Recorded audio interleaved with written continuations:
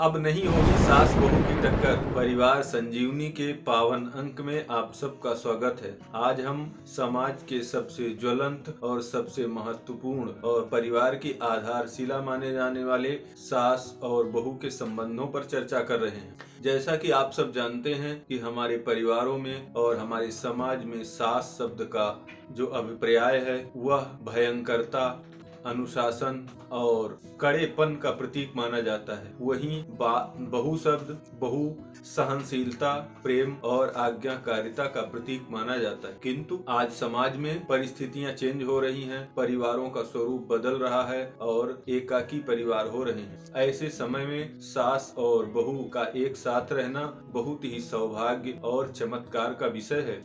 किंतु अगर उसमें भी किसी कारणवश और किसी विवादवश कलह हो जाता है तो वह परिवार के लिए बहुत ही कष्टकारक हो जाता है और न केवल परिवार के लिए, उस व्यक्तिगत लाइफ में उस सास बहू के लिए भी बड़े झंझट का विषय हो जाता है। वैसे हमारे समझ से सास और बहू में कोई फर्क नहीं है। जो कल बहू थी वह आज सास है और जो आज बहू है वह कल सास होगी। उसमें केवल अनुभव और जिम्मेदारियों का और समय का परिवर्तन होता है या समय का अंतर होता है।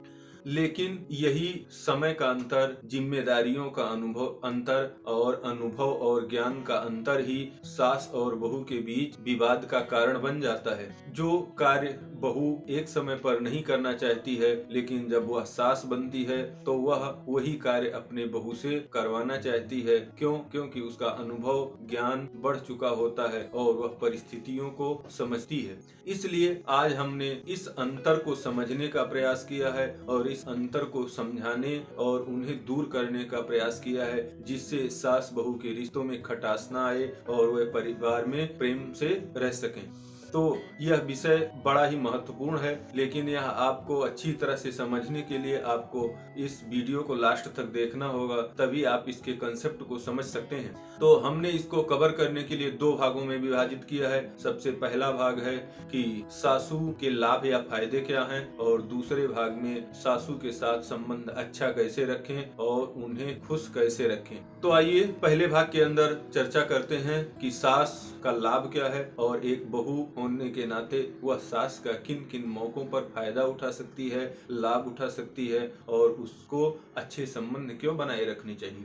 जैसा कि कुछ शुरुआती दिनों में जब बहू और सास का संबंध प्रारंभ होता है, उस समय बेशक कुछ वैचारिक मतभेद हों, लेकिन एक समय के बाद दोनों के अंदर जब समझदारी बढ़ जाती है तो उनका संबंध अच्छा हो जाता है। लेकिन उस अच्छे संबंध के साथ साथ कुछ ऐसे कार्य होते हैं और ऐसी जिम्मेदारियां होती हैं जिनको निभाकर सास बहू की हेल्प करती है और बहू भी अपने जीवन में बड़े सुकून का अनुभव करती है। तो उसमें सबसे पहला जो कारण है वह बहू की डिलीवरी होती है। तो उस डिलीवरी के समय में सास उसकी बहुत मदद करती है और बहुत सारे कार्यों में हेल्प करती है। और उसके बाद जब बच्चा पैदा होता है तो बच्चा पैदा होने पर और बच्चा होने के बाद में भी वह बहू की बहुत हेल्प करती है और साथ ही बच्चे के पालन पोषण, उसके लालन पालन में और परिवार की देखभाल में सास का अहम योगदान होता है, जो बहू के लिए और उस परिवार के लिए भी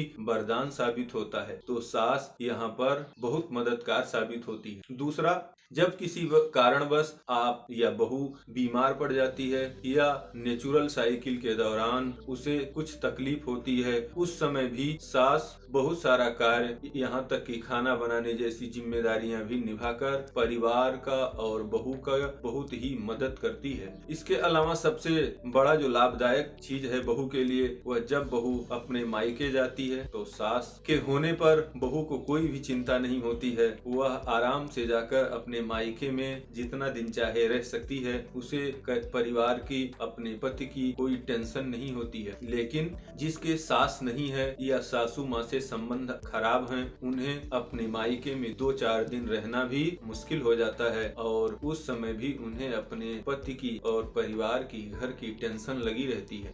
इसके अलावा चौथा पॉइंट है कि जब आपको कोई पुरानी चीजें बनानी होती है तो सासू माँ उसे बहुत अच्छी तरह से बनाकर और लोगों को खिला सकती है। जैसे अचार बनाना है, मक्के की रोटी बनानी है और लिट्टी चोखा बनाना है, चावल की पूड़ी, या इस तरह के बहुत सारे ऐसे आइटम हैं जिनको बनाने में जो घर की बुजुर्ग स्त्रियां होती हैं, सास होती हैं, उन्हें माहिरता हासिल होती है और वह आपको बता भी सकती हैं और वह खुशी से बना के पूरे परिवार को और बहू को भी खिला सकती हैं। इसके अलावा ग्रामीण इलाकों में सासू माँ दही मथने, घर का कार्य देखने, अनाज के समय में अनाज का खेत का ध्यान रखना और बाहर से आने वाले मेहमानों का भी देखभाल करना उनकी जिम्मेवारी होती है और वह बहुत ही बखूबी उसको निभाती हैं।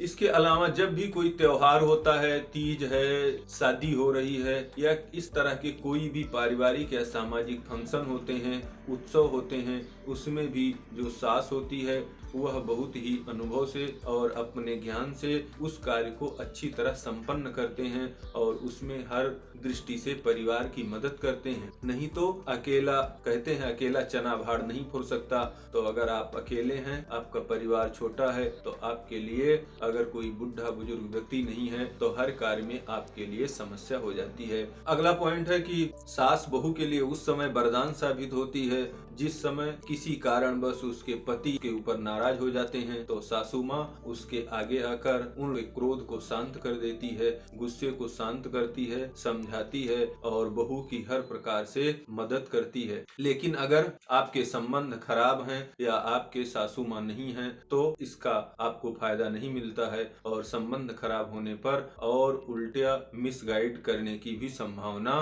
बनी रहती है। इसलिए सास का होना और उनसे संबंध अच्छे बनाए रखना बहुत ही जरूरी होता है। इसके अलावा लास्ट और सबसे महत्वपूर्ण जो कार्य है वह सासू माँ अपने पूरे परिवार को बांध कर रखती है। उसके जितने बेटी, बेटियां, बहुएं या जो भी परिवार के सदस्य हैं, जब तक वह रहती है तब तक पूरे परिवार को अपने प्रेम, अपनत्व और एकता के सूत्र में बांध कर रखती है। लेकिन जब वह सास नहीं रहती है उसी समय परिवार बिखर जाता है। जितने बच्चे हैं अलग हो जाती हैं, बहुएं अलग हो जाती हैं, बेटियां अलग होने लगती हैं। अब दूसरा भाग हम कवर करेंगे जिसके अंदर कि आप सासू को या एक बहू सास को खुश कैसे रख सकती है। तो इसके अंदर भी कई सारे पॉइंट हैं। उसमें सबसे पहला और महत्वपूर्ण पॉइंट है कि जब आप अपने पति के घर जाती हैं या बहू अपने पति के पास जाती है, ससुराल में जाती है, तो सबसे पहला और महत्वपूर्ण पॉइंट ये है कि जो कई लोग इस बात को शायद न समझें, लेकिन यह बहुत ध्यान रखने वाली बात होती है कि एक बहू को अपनी सास के सामने अर्थात बच्चे की माँ के सामने उसके ऊपर अपना अधिकार नहीं जताना चाहिए। मतलब अब आप पूछेंगे अधिकार नहीं जताएगी तो क्या करेगी? अधिकार तो उसका है ही, लेकिन उसका पूरा अधिकार है। कई बार क्या होता है कि माँ सोचती है यह बच्चा मेरा है, मेरा पूरा अधिकार है, और बहू सोचती है कि इस पर मेरा पूरा अधिकार है। तो इस पूरे अधिकार की लड़ाई में संबंध खराब हो जाते हैं। लेकिन उसमें समझने की बात है कि वह पुत्र पूरी तरह से माँ का है और पति पूरी तरह से अपनी पत्नी का है, तो उसमें विवाद की कोई संभावना नहीं होती है। लेकिन प्रारंभिक दिनों में या नासमझी की वजह से यह अस्तित्व की लड़ाई परिवार में और सास बहू के बीच में कलह का सबसे बड़ा कारण बन जाती है। तो बहू को किसी भी प्रकार से माँ के सामने या माँ की उपस्थिति में पति पर अपना अधिकार नहीं जताना चाहिए। अगर आपको कुछ कराना है तो सासू से बोल कर करवाइए, या उसके न रहने पर या उसके सामने नहीं है तो आप उस पर अपना अधिकार जता सकती हैं। लेकिन जहाँ माँ प्रेजेंट है वहाँ आप उसके ऊपर अधिकार नहीं जता सकती, क्योंकि कोई भी माँ संसार की, मनुष्य ही नहीं किसी भी प्राणी की, और कोई भी माँ अपने जीते जी अपने पुत्र को किसी को नहीं देती है, और पुत्र के प्यार के लिए वह अपने जीवन का भी बलिदान कर सकती है। और आप भी जब पुत्र बनेंगी तो आपको इस बात का एहसास होगा। इसलिए माँ के सामने बहू को थोड़ा सा नम्र रहना चाहिए। दूसरा पॉइंट है कि जब भी आप कहीं बाहर जाते हैं या कोई कार्य करते हैं तो सासू माँ माँ से परमिशन लेके उनको बता के वह कार्य करें। अगला है कि जब भी सुबह शाम में आपके पास फ्री टाइम हो तो कभी कभी बैठकर सासू माँ के पास उनसे अच्छी बातें करें, उनसे पुरानी बातें पूछें, उससे उनका अपनत्व और प्यार आपके प्रति बढ़ जाएगा। उसके बाद यथासंभव सासू माँ की मदद भी करें, उनकी सेवा में या उनकी शुश्रूषा में या और अन्य कोई भी चीजें जो आप उचित समझती हैं और जितना कर सकती हैं उनकी सेवा और मदद अवश्य करें, निस्वार्थ रूप से करें। और यह हमारे संस्कृति और सभ्यता का हिस्सा भी है और उससे आपको पुण्य भी मिलेगा, प्रेम भी मिलेगा और सम्मान भी मिलेगा। इसके अलावा आप अपना चरित्र को अच्छा रखें और सोने जगने के टाइम का भी ध्यान रखें। अगर आप टाइम से सो जग के नहीं उठेंगी तो भी सासू माँ आपसे जबरदस्ती नाराज हो जाएगी। तो अपने सोने जगने का टाइम को मैनेज करें। इसके अलावा आप उस परिवार के या उस सदस्यों की किसी भी कार्य को लेकर निंदा ना करें, नकारात्मकता ना फैलाएं। अगर आप उस परिवार की, उन पति की या किसी भी सदस्य की आप निंदा करेंगी तो सासू माँ अवश्य आपसे नाराज होगी। तो इसलिए उस परिवार के कार्यों की, उस परिवार के लोगों की, वहाँ के व्यवहार को, अच्छाइयों को ढूंढें और कमियों को अवॉइड करें और अच्छाइयों को कहें, कमियों पर ज्यादा ध्यान न दें। नहीं प्रारंभिक दिनों में कमी निकालना आपके लिए कष्टकारक हो जाएगा। इसके अलावा लास्ट पॉइंट है कि परिवार में जो खाना बन रहा है उस खाना बनाने में भी आप रुचि लें, उसे अच्छी तरह बनाएं और यदि कोई चीज नहीं आती है तो सासू माँ से पूछ कर बनाएं, नहीं बना सकती तो उसको उन्हें बता दें, बेशक उनसे बनवा लें। लेकिन खाना बनाने में, परोसने में, इन घर के कामों में अगर आप लापरवाही करती हैं तो अवश्य ही पूरा परिवार आपके ऊपर रुष्ट होगा और सासू माँ भी आपसे नाराज हो जाएंगी। तो इन सारी बातों का ध्यान रखते हुए, जैसा पहले भाग में हमने सीखा था कि सासू माँ आपको किस प्रकार से हेल्प कर सकती है डिलीवरी के दौरान, बीमारी के दौरान, मायके जाने में, किसी तरह के झगड़े लड़ाई होने पर, नाराजगी होने पर और किसी पुरानी चीज के बनाने में, उत्सव में और परिवार को जोड़ने में आपकी मदद कर सकती है। उसी तरह आप सासू माँ को खुश रखने के लिए उनको आज्ञाओं का पालन करना, उनकी सेवा शुश्रूषा करना, उनसे परमिशन लेके कहीं आना जाना और उनसे जब टाइम मिले बातचीत करना, परिवार की निंदा न करना और खाना बनाने और घर के कार्यों में इंटरेस्ट लेना, आप इन कार्यों से आप सासू माँ को खुश रख सकती हैं। इसके लास्ट में सासू माँ के लिए भी कुछ ऐसे पॉइंट हैं, 2-3 मैं कवर करना चाहूंगा जल्दी से, कि सास को भी बहू के कार्यों में बेवजह दखलंदाजी नहीं करनी चाहिए। ऐसा नहीं कि हर कार्य के अंदर बार बार टुकाई करनी चाहिए। अगर आप कोई बात बताना चाहती हैं, एक बार आपने समझा दिया, बता दिया, उसके बाद उसको भी दिमाग है, उसको कार्य करने दीजिए, वह अच्छा कार्य करेगी। लेकिन अगर बार बार आप टुकाई करती रहेंगी तो कहीं न कहीं उसका मन खिन्न हो जाएगा और उसका कार्य करने से इंटरेस्ट समाप्त हो जाएगा। इसके अलावा आपको बहू की बातों का भी सम्मान करना चाहिए। बहू का भी सम्मान करें, उसकी बात और उसकी कार्यों को भी ध्यान से सुने और उसका सम्मान करें, क्योंकि वह भी कुछ अच्छा करना चाहती है आपके लिए। लास्ट ये है कि सास को अपने जितने बच्चे हैं, बेटे हैं, बेटियां हैं, बहू हैं, वो सब एक माँ के लिए बराबर होते हैं।